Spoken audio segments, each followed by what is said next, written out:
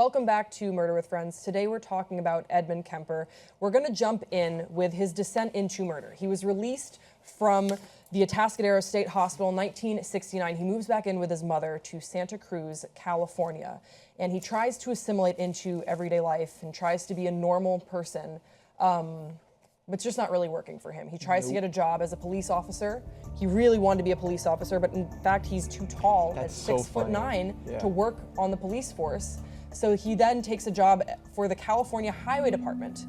And I think this is what started spurring his interest in hitchhikers, because he's working for the highway department, and hitchhiking in the 1970s in California was a big mode of transportation. Why? I never understood that. From what I've read, the interstate highway system was just completed. So there was this massive influx of people from all over the country coming to this area because it was the late 60s, early 70s, and the Bay Area was really hot back then. Yeah, so he starts noticing young women are asking for rides, and he starts thinking about a plan that maybe this is a good opportunity for him. He says he gave around 150 women rides before he acted on, quote, his little zapples. I remember watching an interview, a chilling interview about him describing that. Again, back to the justification matrix, like where he would say like, oh, well, look, I took so many rides from these women and I didn't want to do it, and I even bought a gun and I brought it with me, but I never brought it out, and like I could have, but I never did it, and I tried to hold myself back, but eventually I just couldn't. I couldn't stop myself. He wanted to see what it takes to keep them comfortable and not think something weird is going on. And after 150, it's like the piece of cake. Also, even though he was not able to work on the police force, he still retained close ties to a lot of his called him Big law Ed. enforcement. They called him Big Ed. He hung out at the local watering holes. Ironically called the jury room, where all the police, everyone in the police force would go to. And he would go there. And this is, we should also mention, this was a time in California where there were a lot of murderers that were out. Specifically in the Santa Cruz region. In the Santa Cruz area, in Vallejo, we talked about, before on the show, we talked about the Zodiac killer who was operating, or, around this time. It was a tense time for people to be hitchhiking so freely. And so when Edmund Kemper would go to these bars and hang out with law enforcement, he would hear what they were looking for in, in these killers, because there was a guy named Herbert Mullen who was operating around the same time, and Herbert Mullen also picked off hitchhikers. He just shot them. That was his MO. It was far less graphic and violent than what we're going to get into with what Edmund Kemper did to his victims. He thought that, Herbert Mullen thought that he was preventing earthquakes. He was a crazy, crazy guy. But Edmund was able to figure out what police were looking for with these murders, with these disappearances, and as a result, because he's just so crazy intelligent, he was able to adapt. He outfitted his car. Did you guys hear about this? How he outfitted his car so that when a woman got in, she could not get out. A lot of what's interesting to me about this is how all of these works of art that we watch nowadays still bite into like the very real aspects of what humans have done in the past. And Death Proof is a story of a guy who basically built a death machine in his car. It's a little different, but the premise still is the exact same, of like this murderer who picks up hitchhikers, lone women, and kills them with his vehicle, like inside of his vehicle. And a lot of, another thing I was thinking of is like American Psycho. A lot of the aspects of American Psycho, Patrick Bateman, was tailored around Kemper's very real, atrocious actions. Calm demeanor of Edmund Kemper and his methodical approach to murder. And I think that's a great place to jump into our next clip. So May 7th, 1972, Kemper commits his first methodical murder, and we're going to go to a clip of that right now. Mary Ann Pesci and Anita Luchessa were hitchhiking from their Fresno State College to visit friends at Stanford. Everybody would hitchhike, and it was the thing to do. Mary Ann and Anita never made it to Stanford. Kemper drove the girls to a deserted road, miles north of their intended destination. He told one of the girls to get in the trunk, and he put her in the trunk and closed the lid. Put a plastic bag over her head to attempt to suffocate her.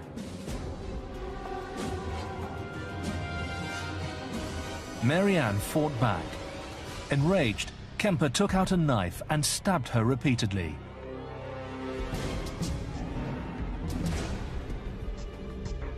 Then he slit Anita's throat. But it wasn't the kill he desired. So it wasn't the kill that he ultimately desired, and we sort of touched on before that Edmund Kemper was incredibly violent with his victims. Do either of you guys want to expand on what I'm talking about here? His MO was basically, after he would kill them, he would take them back to wherever he lived, and he would cut off their heads. Yeah. Where then he would Irumatio, like you said. In layman's term, it's face fucking. Irumatio? Yeah. Wow. Is that... He would use their severed heads to fuck them. I'm going to ask the graphic question because I have a feeling that people are going to be wondering at home. I was not familiar, fortunately, with what that was. Is that he is literally having sex with the neck part of the head? No, not the neck mouth, part, or the mouth. No, it's the mouth. Yeah. He It's decapitates forcefully the victims. inserting your penis into the partner's mouth. Yeah. That's terrible. Yeah. So, yeah, he decapitates them, sometimes decapitates other parts of their bodies as well, will preserve the heads, usually, separate the heads, take photographs, Polaroid photographs of the bodies as a memento, and then ditch the bodies in the gorge or somewhere around where they won't be found for an extended period of time. It's what made him really difficult to catch, was that he would cut off multiple body parts and then separate them. So he would, toss one limb here and then he would drive another hour and toss another limb there. He wasn't living with his mother at this point in time. Amir, you brought that up while we were watching the clip. Yeah, he was living with a roommate, but he was mostly on his own. Yeah, so when he first left Atascadero, he lived with his mom and they immediately started fighting. So after he got his job, which you explained, he got his own place finally. And this is where he would bring back the victims. And it allowed him to have the freedom of cruising and picking up victims. His next victim was on September 14th, 1972. It was Aiko Ku. Now, there's a lot that's interesting about this specific victim. One, it makes him a serial killer because it's 3 or more with a cooling off period in between. I think the cooling off period of Edmund Kemper is something that makes him so interesting because it's so much of what we know about serial killers today, he meets almost like a textbook. He has longer cooling off periods at first and then shorter down the line. Keep in mind that the reason why we know anything about serial killers is because of the crime behavioral unit interviewing 36 people, him being one of them. So he created that textbook. He is literally he is basically the textbook of how we understand serial killers today. Yeah, and this is something that the gradual expansion is what's so terrifying about serial killers, and what's happening here with the cooling off periods shortening in length, or even moving from decapitating babies to killing an actual live animal, to killing his grandparents, to killing women, and then inserting himself into their dead bodies.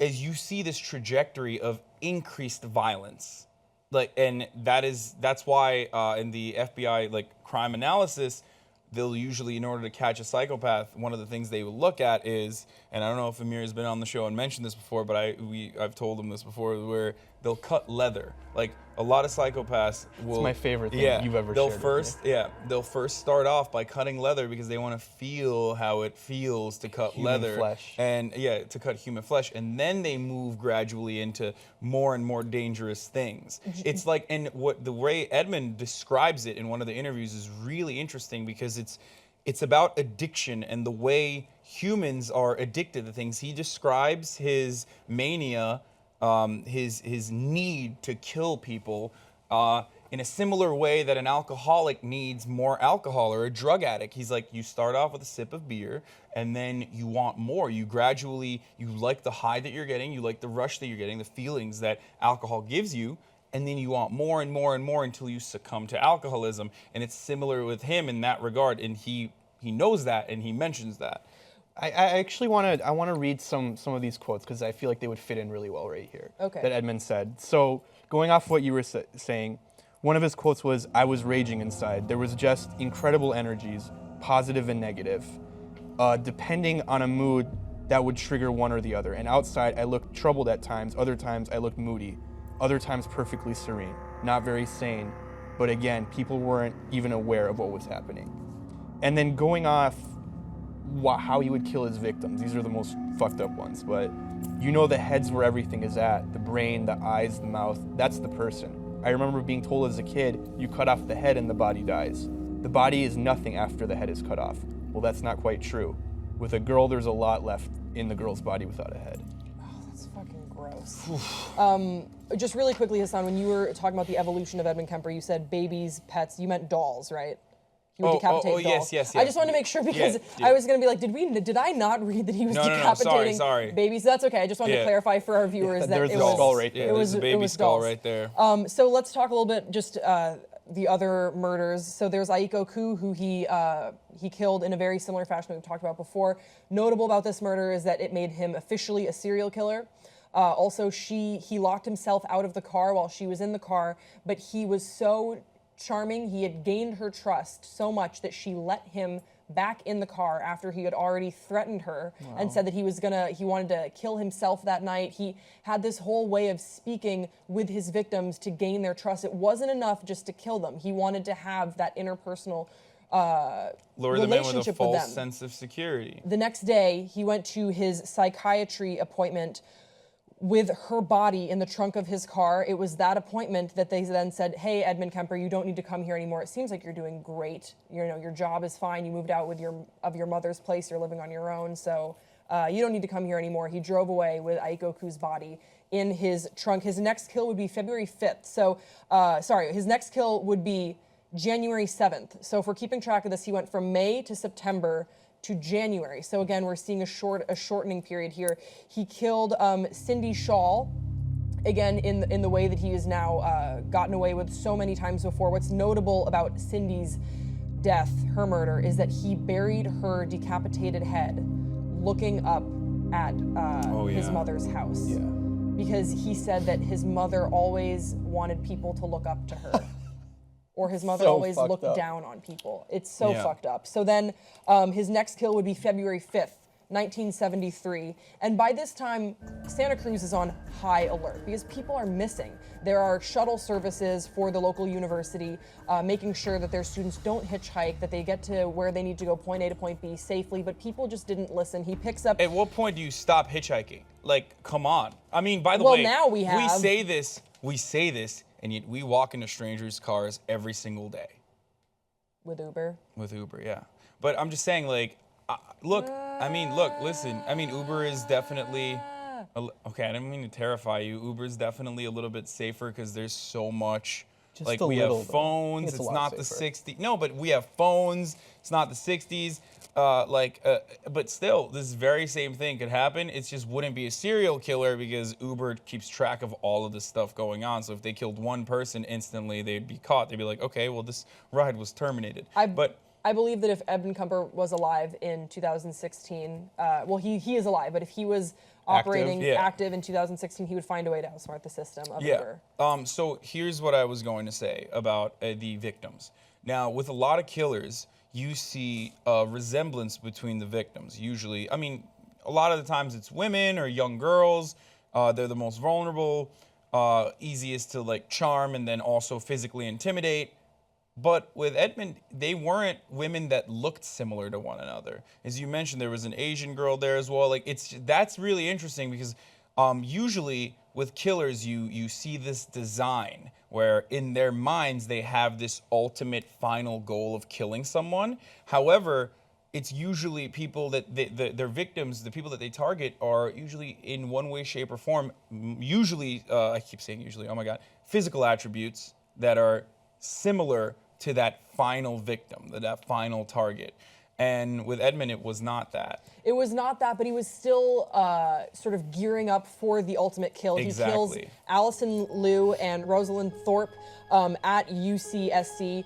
He has a sticker on his car from his mother who worked at the university, so he was able to get in and out past campus security, which was heightened at the time. He'd covered them up in blankets as he drove past campus security, but he realized that this wasn't enough. This wasn't enough for him. He knew ultimately who he was trying to kill, and that was his mother. And let's go to a clip right now of Edmund talking about that. On Good Friday, the 21st of April, 1973, Edmund Kemper walked into his mother's bedroom armed with a claw hammer.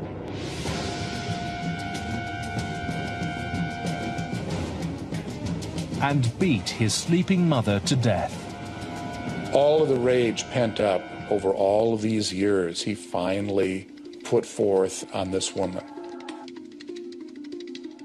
I don't think she could have handled the realization of what I had done. In Kemper's mind, he had exorcised his biggest demon. His mother would never trouble him again. He could never measure up to what she wanted him to do. And finally, when she is out of his life, when he finally kills her, and at that point, he's sort of like, you know, I've basically succeeded at the one task I was trying to do, get my mother out of my life. And now she's gone. So finally, after all this killing, he turns his rage onto his mother. And then he also invites over her friend, Sally Taylor Hallett. He says that, come over for dinner in a movie. She comes over, he kills her too. And this was his mother's best friend. Now, the murder of his mother in her own home while she was sleeping is particularly graphic, particularly violent. I think that we see for the first time just he's able to exercise all this rage that I don't think that he really did on his other victims, because he plays so much trigger warnings coming up, guys, if you don't want to hear about this, but you're watching the show, so you probably do. He played darts with his mom's head. He had sex with his mom's head. He had sex with his mom's head. And the body. And he took the vocal cords out of his mom's throat. And the tongue. Oh, yeah. And the tongue, and tried to throw it in the garbage disposal, but the garbage disposal spat it back out. And he thought that was rather fitting. Yeah, and funny, yeah.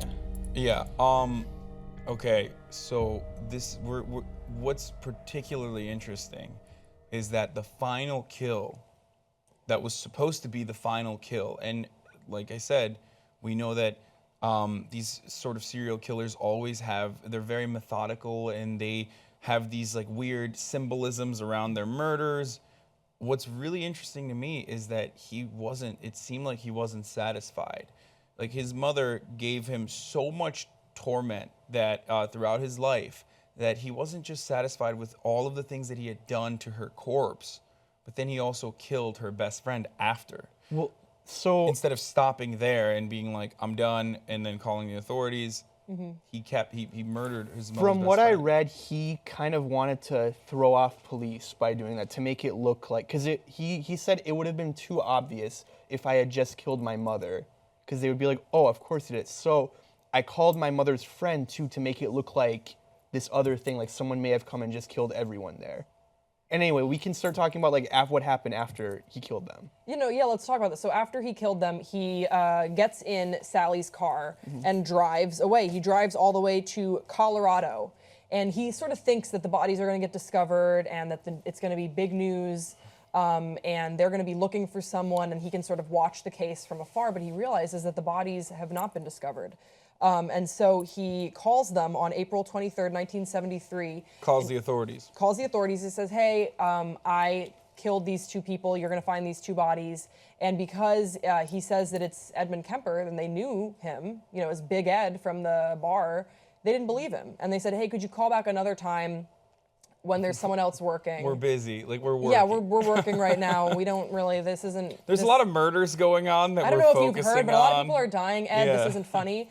So finally he gets someone to at least go check out his mother's house. And the only reason why they checked it out, this is another testament to how charming he is. The only reason why they actually checked it out was because he reveals details that no one else would know about these murders, just the police officers and the murderer. And they do that with a lot of cases like this. And that's when they're like, wait a minute, how would he know that? Okay, maybe this is real. Yeah, incident. He was 24 years old. He tells them where he's going to be. He waits for them.